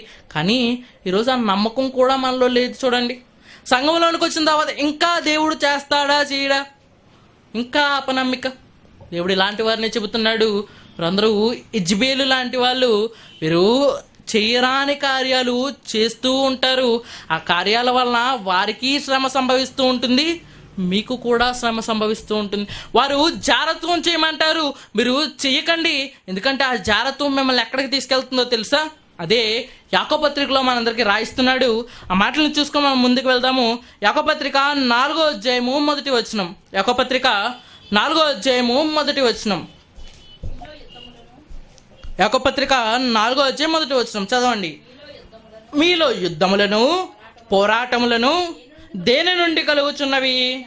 మీ అవయవముల్లో పోరాడు మీ భోగేచ్ఛల నుండియే కదా. జాగ్రత్తగా ఆలోచిస్తే ప్రపంచంలో అతి భయంకరమైంది మనుషుల వ్యవస్థని, మనుష్య చక్రాన్ని, కాలక్రమాన్ని కొన్నాళ్ల పాటు స్తంభింపచేసే ఒకానొక విషయాల్లో రోగం ఒకటైతే రెండవది యుద్ధం అని చెప్పుకోవాలి. రోగం వలన ప్రాణ నష్టం ఉంటుందేమో, కానీ యుద్ధం వలన ఆస్తి నష్టం ఉంటుంది, ప్రాణ నష్టం ఉంటుంది. అయితే యుద్ధాలు అనేవి అసలు ఎందుకు వస్తాయి? ప్రపంచంలో అతిపెద్ద యుద్ధాలు 2 ఉన్నాయి. అది మొదటి ప్రపంచ యుద్ధము, రెండో ప్రపంచ యుద్ధం. మొదటి ప్రపంచ యుద్ధం ఎందుకు వచ్చిందంటే ఒక దేశపు రాజుని ఇంకొక దేశం వాడు వచ్చి చంపేశాడంట. అందుకే యుద్ధం మొదలైంది అని మనం చెప్పుకుంటూ ఉంటాము. దానికే దేవుడు చెబుతున్న పేరు రాజ్యకాంక్ష. ఒక దేశము ఇంకో దేశంతో పోరాడి నేను గొప్పగా మారాలి అనుకుంటుంది. ఆ భోగేచ్ఛ వలన ఏం పుడుతుందో తెలుసా? యుద్ధం అనేది పడుతుంది. ఆ యుద్ధం వలన చాలామంది సైనికులు ప్రాణాలు కోల్పోతున్నారు, చాలామంది ఇల్లు లేని వారిగా మారిపోతున్నారు. ఒకనాడు ఈ రోజంటే యుద్ధం చేయడానికి ఒక పర్టికులర్ మిలిటరీ ఉందేమో, కానీ ఒకనాడు యుద్ధం అంటే ఎవరిని పడితే వారిని సైన్యంలోకి లాక్కెళ్ళిపోయేవారండి. నువ్వు రైతువా, నువ్వు మంగళవాడివా, ఇలాంటివి ఏవి చూసేవారు కాదు. నీ చేతిలో ఏది కనపడితే అది, నువ్వు బలంగా కనపడితే చాలు నన్ను యుద్ధంలోనికి తీసుకువెళ్ళిపోయేవారు. అంటే యుద్ధం ఏం చేస్తుందని నేను ఇదంతా చెబుతున్నానంటే, యుద్ధము ఒకటి భోగేచ్ఛ వలన, ఒక దేశాధినేతో ఒకటి ప్రపంచం మీద అధికారం కావాలని కోరుకుంటాడంట. ఒకనాడు హిట్లర్ అనే వ్యక్తి తన దేశము ప్రపంచంలో అన్నిటికన్నా గొప్పగా ఉండాలని కోరుకున్నాడు. జర్మనీ అనే అతని దేశం ప్రపంచంలో అన్నిటికన్నా ఉన్నతమైన స్థానంలో ఉండాలని కోరుకున్నాడు. అది అతని రాజ్యకాంక్ష. ఆ రాజ్యకాంక్ష వలన ప్రపంచ దేశాలన్నీ కొట్టుకోలేదా? ఆ రాజ్యకాంక్ష వలన అనేక మంది ఆఫ్రికా దేశంలో ఉన్న వారిని బానిసలుగా తీసుకువెళ్ళి ఆయుధాల కర్మాగారంలో చాలా మందిని తమకు సంబంధమే లేని యుద్ధాల్లో పెట్టారండి. అనేక మంది ఆఫ్రికా సంతానం వారు తమ తండ్రుల్ని పిల్లల్ని పోగొట్టుకున్నవారు ఇప్పటికీ మనకు కనిపిస్తూనే ఉంటారు. అంటే యుద్ధం అనేది ఏంటంటే, యుద్ధం అనేది రెండు దేశాలకి గొడవ కాదండి, ఎవడో ఒక వ్యక్తిలో పుడుతుంది భోగేచ్ఛ. నా దేశం గొప్ప అంటే నా దేశం గొప్పని తర్వాత యుద్ధం అనేది స్టార్ట్ అవుతుంది. ఇంకా కిందకి వెళ్ళేసరికి చెబుతున్నాడు, మనిషి ఇంకెన్ని రకాలుగా ఈ భోగేచ్ఛలతో పాపం చేస్తాడో చూడగలిగితే 4వ వచనం, వ్యభిచారిణీలారా, ఈ లోక స్నేహము దేవునితో వైరమని మీరు ఎరుగరా? కాబట్టి ఎవడు ఈ లోకముతో స్నేహము చేయగూరునో వాడు దేవునికి శత్రువగును. వ్యభిచారులారా అంటున్నారు. వ్యభిచారులారా అని ఎవరిని అంటున్నారంటే మనల్నే అంటున్నారు. ఎందుకంటే మనం పరలోకమందున్న దేవునికి నిబంధన చేయబడిన వారమా కాదా? ఆలోచించండి. పెళ్ళి అవ్వకముందు తప్పు చేస్తే దాన్ని జారత్వము అంటారు, పెళ్ళైన తర్వాత తప్పు చేస్తే దాన్ని విచారము అంటారు. రెండిటికి పెద్ద తేడా ఏమీ లేదండి. ఉన్న తేడా ఏంటో తెలుసా? పెళ్ళి అనే నిబంధన. అయితే పెళ్లి చేయబడిన ఆవిడ ఒక వ్యక్తికి ప్రదానం చేయబడిందా కాదా? ఆలోచించండి. ఒక వ్యక్తికి ఆవిడతో లింక్ ఉందా లేదా? ఇప్పుడు ఆవిడ అక్రమమైన దారిని ఎంచుకుందనుకోండి, అనగా తాను ఎవరితో అయితే నిబంధన చేయబడిందో అతనితో కాకుండా వేరే వారితో వెళ్ళిందనుకోండి, దాన్ని బైబిల్ భాషలో వ్యభిచారము అంటున్నాడు. ఈరోజు నువ్వు నేను క్రీస్తుతో ఒక కన్యకగా మనల్ని పోలుస్తూ క్రీస్తుతో మనకి ప్రదానము చేయబడిందని చెప్పాడా లేదా? గొర్రెపిల్ల పెళ్ళి ఒకరోజు జరుగుతుందని చెప్పాడా చెప్పలేదా? ప్రభు అనే వ్యక్తి మనకి పెళ్లి కుమారుడు వస్తాడని చెప్పాడా చెప్పలేదా? చెప్పాడు కదా. చెప్పినా సరే మరలా లోకంలో సాతాన్ అనేవాడితో సంబంధం పెట్టుకున్నాం అనుకోండి, ఇప్పుడు మనం వ్యభిచారం అవుతామా కదా? కాబట్టి లోక స్నేహం అవుతుందో తెలుసా? దేవునితో వైరము. ఎందుకంటే ఉంటే దేవుడి దగ్గర అయినా ఉండాలి, లేక లోకంతోనైనా ఉండాలి. మనం ఏం చేసాము? దేవుడితో సంబంధాన్ని కలిపేసుకుని, అనగా దేవుడితో ఎంగేజ్మెంట్ చేసుకుని ఎవరితో తిరుగుతున్నాము? లోకంతో తిరుగుతున్నాం. తప్పు కాదంటారా? ఆలోచించండి. ఇక్కడ ఆహాబ్ అనే వ్యక్తి యెజబెల్ని పెళ్లి చేసుకున్న తర్వాత తన నియమాలు తన దేవుడి కోసం చెప్పకుండా అతను తప్పు చేశాడు. ఈరోజు లోకంలో మనం కూడా అనేక మందితో తిరుగుతుంటాము, వారికి మన దేవుడి కోసం చెప్పకుండా మనం కూడా తప్పు చేస్తున్నాం. ఈరోజు లోకంలోకి వెళ్తే చాలామంది చాలా ప్రోడక్టులు చాలామంది అనేక మందికి చెబుతూ ఉంటారు. వాటిని ఇంకా చెప్పాలంటే ప్రజల దగ్గరికి తీసుకెళ్తూ ఉంటారు. మనం ఈ యూట్యూబ్ ఛానల్లో కూడా చూస్తే చాలామంది చాలా కంపెనీలకు సంబంధించినవి అన్బాక్సింగ్ చేస్తూ ఉంటారు. ఎందుకంటే ఈ ప్రోడక్ట్ని తమ ఛానల్లో ఉన్న వారి ద్వారా ప్రజలకి ఇంకా దగ్గరికి తీసుకెళ్ళాలి. లోకంలో ఉన్నవాడే లోక సంబంధమైన వాటిని ప్రజలకు బాగా దగ్గర చేయాలని ఎన్నో మార్గాలు చూసుకుంటున్నాడు కదా. లోకంలో అనేక మందిని కలుస్తున్నావు, లోకంలో అనేక మందితో మాట్లాడుతున్నావు, వారికి నీ దేవుడిని పరిచయం చేయగలుగుతున్నావా? ఆలోచించండి. లోకంతో ఎప్పటి వరకైతే కలిసి తిరిగావో ప్రభువు నేనేమంటాడో తెలుసా? నువ్వు ఒక వ్యభిచారం చేసిన వాడి కిందే లెక్క వస్తావు. ఎందుకంటే ప్రభువు వాడిగా పిలిపించుకుంటున్న నువ్వు ప్రభువుతోనే ఉండాలి, అని ఎవరితో తిరుగుతున్నావు? లోకంలో తిరుగుతున్నావు. కాబట్టి యెజబెల్ అనే స్త్రీ దేన్ని ప్రోత్సహిస్తుందో తెలుసా? జారత్వాన్ని. జారత్వం అన్నా వ్యభిచారం అన్నా ఈ కాలంలో ఏంటో తెలుసా? దేవుణ్ణి విడిచిపెట్టి లోకంలో తిరగడం. ఒకనాడు తుయతైరా సంఘము వీటన్నిటి నుంచి తప్పించుకుందండి. కానీ చాలామంది యెజబెల్ను పాటించేవారు, యెజబెల్ లాంటి వారు సంఘంలో ఆనాటి కాలంలో ఉన్నారు, ఈనాటి కాలంలో ఉన్నారు. ఒక విషయం చెబుతాను, బిలాము బోధనించైనా తప్పించుకోవచ్చేమో కానీ, నికోలాయితీల బోధనించైనా తప్పించుకోవచ్చేమో కానీ, యూదుల సమాజం వారి నుంచైనా ఏదోటి చెప్పి వారి నుంచి తప్పించుకోవచ్చేమో కానీ, లోకం నుంచి తప్పించుకోవడం అసాధ్యమనే మనము చెప్పుకోవాలి. ఎందుకంటే లోకం వారిలా చిన్నది కాదండి, లోకం చాలా పెద్దది. ఏ వైపు నుంచైనా మన మీదకు శోధన రావచ్చు. ఏ విధము చేతైనా మన లోకంలో కలిపేసుకోవాలని ఎవరు ప్రయత్నిస్తున్నారు? సాతాను అనేవాడు గర్జించు సింహం వలె ఎవరిని మింగేసి లోకంలో కలిపేసుకుందామా అని వెతుకుచూ తిరుగుతున్నాడు. వాడికి అవకాశం ఇద్దామంటారా? ఇన్ని రోజులు ఇన్ని సంఘాల కోసం ఆలోచించాం కదా, ఏ సంఘం మీ జీవితాన్ని ప్రభావితం చేయగలిగింది? ఏ సంఘంలో నా కుటుంబాన్ని నేను కట్టుకోవాలని మీరు అనుకుంటున్నారు? ఒక గలతీ సంఘంలాగా, లేక ఒక ఎఫ్ఎస్సి సంఘంలాగా, లేక ఒక స్మరణ సంఘంలాగా, లేక పోయిన వారం చెప్పుకున్న పెర్గము సంఘంలాగా, లేక ఈ వారం తెలుసుకుంటున్న తుయతైరా సంఘంలాగా? ఆలోచించుకోండి. చివరిగా కొన్ని మాటలు అయితే మీకు చూపించాలి అని అనుకుంటున్నాను. యోహాను రాసిన మొదటి పత్రికలో కొన్ని మాటలు మనకు కనిపిస్తున్నాయి. యోహాను రాసిన మొదటి పత్రిక 3వ అధ్యాయము 19వ వచనం. యోహాను రాసిన మొదటి పత్రిక 3వ అధ్యాయము 19వ వచనం. ఇందువలన మనము సత్య సంబంధములమని ఎరుగుదము, దేవుడు మన హృదయము కంటే అధికుడై సమస్తమును ఎరిగి ఉన్నాడు గనక మన హృదయము ఏ ఏ విషయముల్లో మన యందు దోషారోపణ చేయును, ఆయా విషయముల్లో ఆయన ఎదుట మన హృదయములను సమ్మతిపరుచుకుందాము. ఇందాక మీకు ఆ మాట చదివించలేదేమో కానీ అక్కడ యెజబెల్ లాంటి స్త్రీ అని చెబుతూ ఆవిడ మారడానికి కొంత సమయం ఇచ్చాను అని చెబుతున్నాడు. ఇందాక మీరు ఇంటికి వెళ్ళిన తర్వాత చదువుకోండి, లేక ఇప్పుడైనా చదవచ్చు. ఆ ప్రకటన గ్రంథం 2వ అధ్యాయంలోనే ఇదే మాట కనిపిస్తుంది. ఆవిడ మారడానికి, ఆవిడ మారు మనసు పొందడానికి నేను కొంత సమయం ఆవిడకి ఇచ్చాను. ఈరోజు ఈ లాక్డౌన్ సమయం అంతా దేవుడు మనకు మారడానికి ఇచ్చిన సమయమేనండి. మారగలుగుతున్నామా? ప్రపంచం అంతా ఇంట్లోని దేవుడు ఎందుకు కూర్చోబెట్టాడంటే, చేతులు బిగించి ముద్ర వేసినట్లుగా ఎందుకు కూర్చోబెట్టాడంటే మారడానికి ఇచ్చిన సమయమేమో. కానీ ఈ మారడానికి ఇచ్చిన సమయం ఎవరన్నా ఉపయోగించుకున్నారా?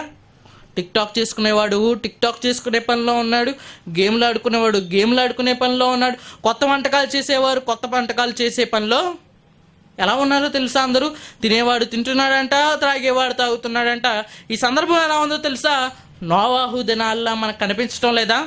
ఆ దినాల్లో నోవాహు పక్క నుంచి ఓడ కట్టుకుంటూ ఆయన స్వార్థ చేస్తుంటే తినేవాడు తింటున్నాడు, తాగేవాడు తాగుతున్నాడు, పెళ్లి చేసుకునేవాడు పెళ్లి చేసుకుంటున్నాడు, కన్యాదానం చేసేవాడు కన్యాదానం చేసుకుంటున్నాడు, ఇల్లు కట్టుకునేవాడు ఇల్లు కట్టుకుంటున్నాడు, గృహప్రవేశం చేసేవాడు గృహప్రవేశం. ఎప్పటికీ దేవుడు మాట అంటే లెక్కలేదా? ఈరోజు నువ్వు నేను కూడా అలాంటి పాపకరమైన సమయంలోనూ, అలాంటి లోకంలోనూ, సందర్భంలోనూ ఉన్నాము. మారడానికి సమయం ఇస్తే నువ్వు నేను ఇదా చేసేది? దేవుడు కొంతకాలము మన పనులని ఇప్పటి వరకు బిజీగా ఉన్నారు కాబట్టి దేవుడిలోనికి రాలేనని చెప్పావు కదా, ఇప్పుడు ఆ బిజీనెస్సే తీస్తాడు. ఇక దేవుడిలో ఉంటావని ఆయన అనుకుంటే మరలా ఇంట్లో కూర్చుని అదే లోకంతో సంబంధం కలుపుకోవాలని చాలామంది చూడటం లేదా? మనకి ఈరోజు ఇంట్లో అయితే కూర్చోబెట్టారు కానీ ప్రపంచంతో అయితే మన సంబంధాలు అయితే తెగిపోలేదు. బాహ్య సంబంధాలు చెయ్యి కలుపుకోవడం అయితే లేదు, కానీ ఫోను కలుపుకోవడం అయితే ఉంది కదా. ప్రపంచం అంతా భౌతికంగా అయితే కలిసి లేరు, కానీ ఆత్మీయంగా మనం చూడగలిగితే డిజిటల్గా ప్రపంచం అంతా కలిసే ఉందండి. దేనికో తెలుసా? పాపం చేయడానికి కాదంటారా? లోకంతో కలవద్దని దూరంగా తీసుకొస్తే మరలా ఏం చేస్తామో తెలుసా? మరలా అదే లోకం. ఈరోజు అమెరికాలో చాలామంది నిరసనలు చేస్తున్నారండి. దేనికో తెలుసా? లాక్డౌన్ ఎత్తివేయాలి. ఎత్తివేస్తే ఏం చేస్తారు? ఎవరు ఆఫీస్కి వెళ్తారో వాళ్ళు వెళ్తారు, ఎవరు క్లబ్బులకి వెళ్ళాలో వాళ్ళు వెళ్తారు, ఎవరు పాపపు క్రియలు చేయడానికి వెళ్తారో వాళ్ళు మరలా మొదలు పెడతారు. ఈరోజు ప్రపంచం అంతా ఎలా మారిపోతుంది ఆలోచించండి. దేవుడు ఏం చేస్తున్నాడంటే వారందరినీ వదిలేండి, వారందరూ పాపలు ఇంకా మారరు అనే డిసిషన్కి అయితే ఆయన వచ్చేసాడు. ఏదో కొంతకాలం అయితే వారికి ఇచ్చాడు.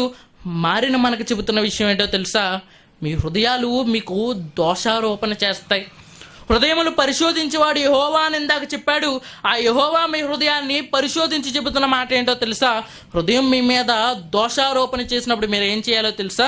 చివరి మాట అక్కడ చెబుతున్నాడు, మన హృదయములను మన యందు దోషారోపణ చేయని యెడల దేవుని పై మాటలో మనం చూస్తే ఆయన ఎదుట మన హృదయములను సమ్మతిపరుచుకుందాము. దేవుడికి నీకు తప్పు ఎప్పుడైతే ఉండదో నీ హృదయం ఆయనతో కనెక్ట్ అవుతుందండి. ఆ కనెక్ట్ అయినప్పుడు పరలోకమందున్న దేవుడు నీకు అనేకమైన విషయాలైతే ఆయన తెలియచేయాలి అనుకుంటున్నాడు. అందుకే దావీదు గారు పగలంతా ఆయన పరిపాలన చేసి రాత్రి ఆయన ఎక్కడ కూర్చునేవాడో తెలుసా? ధర్మశాస్త్రం మందు కూర్చుని దివారాత్రం ఆయన ఆనందించేవాడు. అందులో ఆనందం ఏముందంటే ఆయన హృదయంలోని పాపాన్ని వేసుకుని హృదయాన్ని ఏం చేశాడో తెలుసా? సమ్మతిపరుచుకున్నాడు. సమ్మతిపరుచుకోవడం అంటే ఏంటో తెలుసా? ఇంగ్లీష్లోనికి వెళ్తే అగ్రీ అని ఉంటుంది. అనగా దేవునితో ఒక ఒప్పందాన్ని కుదుర్చుకోవడం, దేవునికి పచ్చ జెండా ఊపడం. చూపగలుగుతున్నామా? పరిశుద్ధుడైన దేవుడికి పరిశుద్ధమైన మన బ్రతుకులతో సమ్మతి తెలపగలుగుతున్నామా? చివరిగా మరొక మాట అయితే మీకు చూపించాలి అని అనుకుంటున్నాను. కొలస్సీ పత్రిక 3వ అధ్యాయము 23వ వచనంలో ఈ మాట మనకు కనిపిస్తూ ఉంటుంది. కొలస్సీ పత్రిక 3వ అధ్యాయము 23వ వచనం. కొలస్సీ పత్రిక 3వ అధ్యాయము 23వ వచనం. ప్రభువు వలన స్వాస్యము ప్రతిఫలముగా పొందుదమని ఎరుగుదుము కనుక మీరేమి చేసినను అది మనుషుల నిమిత్తము కాక ప్రభు నిమిత్తమని మనస్ఫూర్తిగా చేయడి. మీరు ప్రభు అయిన క్రీస్తుకు దాసులై ఉన్నారు. సంఘంలోనికి వచ్చిన మనము ఒక నిజమైన సంఘాన్ని ఈ 4వ సంఘం ద్వారా యోహాను గారు హెచ్చరిస్తున్న యేసుక్రీస్తు వారు చెబుతున్న ఒకటే ఒక మాట చెబుతున్నారు, హృదయాన్ని పరుచుకోండి, హృదయాన్ని సమ్మతి పరిచేట్లు చేయండి. మీరు చేసేది మనుషుల కొరకైతే కాదు, మీరు చేసేది ఎవరు చూస్తున్నారు? పరలోకమున్న మనుషులు 4 దిక్కుల నుంచి చూస్తారండి. దేవుడు 5వ దిక్కు నుంచి చూస్తున్నాడు. అదే ఆకాశం నుంచి ఆయన చూస్తున్నాడు. ఆకాశమందు సింహాసనం ఎందుకు వేసుకున్నాడో తెలుసా? భూమిని పాదపీఠం కింద ఎందుకు పెట్టాడో తెలుసా? పైనుంచి ఆయన మనం చేస్తున్న పనులన్నిటినీ గమనిస్తూనే ఉన్నాడు. నా పిల్లవాడు, నా కుమారుడు నా కోసం ఈరోజు ఏమన్నా మాట్లాడా? నా కోసం ఏమన్నా పని చేయగలుగుతున్నాడా? పరలోకంలో ఆయన స్థలాన్ని సిద్ధపరచడానికి వెళ్ళాడండి. ఆయన సిద్ధపరిచిన స్థలం నీది అవ్వడానికి రెడీగా ఉన్నది. కానీ సాతాన్ అనేవాడు ఏం చేస్తున్నాడో తెలుసా? ఈ ప్రయాణంలో చివరి వరకు తీసుకెళ్తున్నాడు. పరలోకాన్ని దగ్గరికి తీసుకెళ్ళి మళ్ళీ వెనక్కి తీసుకొచ్చేస్తున్నాడు. ఒకనాడు ఇశ్రాయేలీలు ఎలాగో 9 మెట్లు ఎక్కి 10వ మెట్లు ఎలాగైతే పడిపోయేవారో, ఈరోజు మనల్ని కూడా పరలోకపు దగ్గరికి తీసుకెళ్ళి మరలా వెనక్కి తీసుకొచ్చేస్తున్నాడు. కాబట్టి వాడి శోధన చాలా భయంకరమైంది. ఈ తుయతైరా సంఘం ద్వారా మనం 3 విషయాలైతే నేర్చుకున్నాము. మొట్టమొదటిది, ఈ సంఘం చాలా క్లిష్టమైన పరిస్థితిలో కూడా ప్రభువుని ఆత్మతోనూ సత్యముతోనూ ఆరాధించింది. 2 విషయం ఏంటి? ఈ సంఘంలో యెజబెల్ లాంటి వారు ఉన్నా సరే ఈ సంఘము తట్టుకొని నిలబడగలిగింది, వారిని ఎదిరించగలిగింది. 3వది ఏంటో తెలుసా? ఈ సంఘానికి అవే జాగ్రత్తలు చెబుతున్నాడు. చివరిగా మాటలు చూపించి మీకు ముగించాలి అనుకుంటున్నాను. ప్రకటన గ్రంథము 2వ అధ్యాయము చివరి మాటలు ఒకసారి చదవగలిగితే, ప్రకటన గ్రంథము 2వ అధ్యాయం 25వ వచనం. నేను వచ్చే వరకు మీకు కలిగి ఉన్న దాన్ని గట్టిగా పట్టుకొనడి, నేను నా తండ్రి వలన అధికారము పొందినట్లు జయించుచు అంతము వరకు నా క్రియలు జాగ్రత్తగా చేయడానికి జనుల మీద అధికారమును ఇచ్చుదును. ఇంకా కిందగా చదవగలిగితే, అతడు ఇనుపదండంతో వారిని ఏలును, వారు కుమ్మరి వాని పాత్రల వలె పగలగొట్టబడుదురు, మరియు అతనికి వేకువ చుక్కని ఇచ్చేదను, సంగములతో ఆత్మ చెప్పుచున్న మాట చెవిగలవాడు వినుగాక. మొట్టమొదట దీపస్తంభాన్ని ఇస్తానన్నాడు, తర్వాత ఏమో వాడవారిని కిరీటం ఇస్తానన్నాడు, తర్వాత ఒక ఖడ్గాన్ని ఇస్తానన్నాడు. ఇంకా మనం చూడగలిగితే, క్షమించండి, ఖడ్గం కాదు, ఆయన జీవవృక్ష ఫలాన్ని ఇస్తానన్నాడు, పరదేశంలో చోటుని ఇస్తానంటున్నాడు. ఇప్పుడు ఏమిస్తాడో తెలుసా? వేకువ చుక్కని ఇస్తాడంట. ఆయన చెబుతున్నది ఏంటంటే, ఈ సంఘానికి చెబుతున్న 3వ విషయం ఏంటంటే, మీకు కలిగి ఉన్నదాన్ని గట్టిగా చేపట్టుకోండి. పూర్వం ఒక కథ ఉండేదండి. ఆ కథలో ఒక వింత ఏనుగు ఉండేదంట. ఆ ఏనుగు రాజుగారి తోటలోనికి వచ్చి నెలకొకసారి మరలా తిరిగి వెళ్ళిపోతూ ఉండేదంట.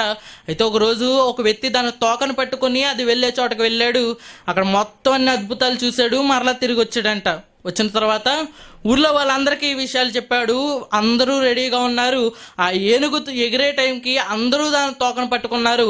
ఇలాగో ఒక ఆవిడకి ఒక ప్రశ్న వచ్చింది. అదేంటో తెలుసా? పరలోకంలో గుమ్మడికాయలు ఎంత ఉంటాయి? పరలోకంలో గుమ్మడికాయలు ఎంత ఉంటాయంటే పట్టుకోవాల్సినవి ఏం చెప్పాడో తెలుసా? ఎంత పెద్దగా ఉంటాయని చెప్పాడు. పట్టుకోవాల్సినవి ఏం చేశాడు? వదిలేశాడు. వదిలేస్తే వెళ్ళగలడా? ప్రయాణాన్ని సాగించగలడా? ప్రభువు ఈరోజు మన చెయ్యి పట్టుకుని మనల్ని పరలోకానికి తీసుకువెళ్తున్నాడండి. చెయ్యి వదిలేసామనుకోండి, ఈ నట్ట నడి సముద్రంలో పాపము లోకంలో ములిగి ఎక్కడ తేల్తామో కూడా మనకే తెలియదు. కాబట్టి జాగ్రత్త. తుయతైరా సంఘం ద్వారా దేవుడు మనకు చెబుతున్న 3 విషయాలు మరలా జ్ఞాపకం చేసిన ముగిస్తాను. మొట్టమొదటి, సంఘము చాలా గొప్ప శ్రమలను కూడా తట్టుకుంది. రెండవది, సంఘము యెజబేల్ లాంటి వారిని కూడా ఎదిరించడానికి సిద్ధంగా ఉంది. మూడో విషయము, ఈ సంఘానికి చెబుతున్న జాగ్రత్త, మనకు కూడా చెబుతున్న జాగ్రత్త. మీకు కలిగి ఉన్న దాన్ని గట్టిగా చేపట్టండి. అలా చేపట్టి మీ సంఘము కూడా ఒక గొప్ప సంఘముగా చివరి వరకు నిలబడే ఒక అమూల్యమైన వాడబారిన సంఘంగా తయారు చేసుకుంటారని, మీ కుటుంబాన్ని దైవికమైన కుటుంబంగా గట్టిగా చేపట్టే కుటుంబంగా తయారు చేస్తారని కోరుకుంటూ చిన్న మాటలు ముగిస్తున్నాను. వచ్చే వారం ఇదే 7 సంఘముల్లో మరొక సంఘాన్ని కూడా తెలుసుకుందాము.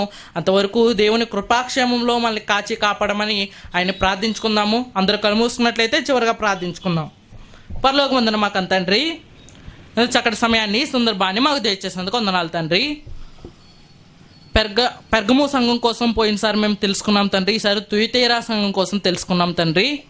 ఈ సంఘం ఎంత గొప్పగా ఉందో మేము తెలుసుకున్నాం తండ్రి. కానీ అనేక మంది యెజబేలు లాంటి వారు ఆనాటి కాలంలోనూ ఈనాటి కాలంలోనూ నేను ఎదిరించేవారిగా మారుతూ మమ్మల్ని కూడా ఆ విధేయతా స్థితిలోనికి నెట్టివేస్తున్నారేమో తండ్రి. కాపాడండి తండ్రి, విధేయులుగా మార్చండి తండ్రి. మా విధేయత వల్లే కదా తండ్రి ఈరోజు లోకానికి ఎంత శ్రమ వచ్చింది. మా విధేయతను తీసివేయండి తండ్రి. నీకు విధేయులుగా మారడానికి సహాయాన్ని అనుగ్రహించండి తండ్రి. మా కలిగి ఉన్నదాన్ని గట్టిగా చేపట్టేటట్టు సహాయాన్ని అనుగ్రహించండి తండ్రి. సంఘము ద్వారాలు ఈరోజు తెరవబడ్డాయి తండ్రి. ప్రపంచం మరలా సంఘాలకు చోటిచ్చింది తండ్రి.